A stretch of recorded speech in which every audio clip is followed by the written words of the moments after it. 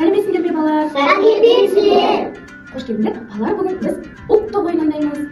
Қандай ұлттық ойын ойнайтынымызды мына асық фест деген барабан арқылы таңдаймыз. Қарабей, келші, мына барабанды айналдыра қой. Мына бағытқа қай түс түсті? Қызыл түс түсті. Ендеше қызыл түс қайда кәдімгі? Талайық. Қандай ұлттық ойын ойнайтынымызды көрейік. Әкемен оқып жүремін. Қалай? Қазір біз бескене деген ойын ойнаймыз. Бескене деген ойын қайсы кәнекей?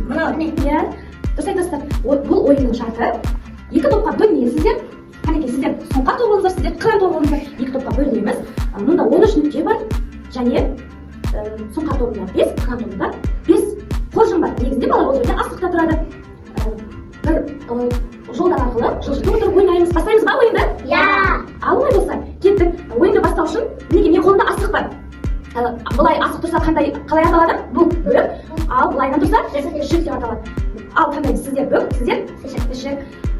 Қай жағын түседі? Сол жақ ойынды бірінші бастайық, кеттік. Ішік жаға түсті. Ал сұңқар тобын бастаңыздар. Ішік.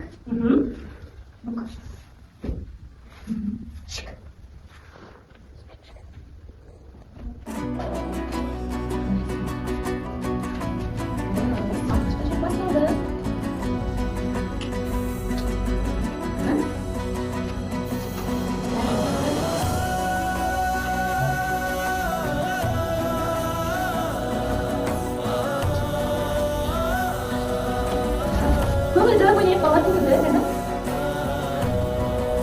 Ал енді осы шекпен тиегі тіл табысқан домбыра, қос қолақпен пернесі үн табысқан домбыра, қақпағы мен шанағы бір табысқан домбыра, мүсін тұлға боп сыр табысқан домбыра.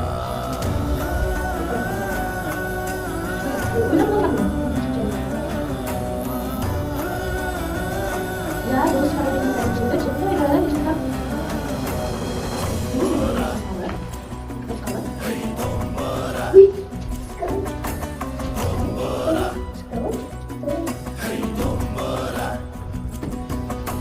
Саңдырлаған сазымен менен дос домбыра, қобызбен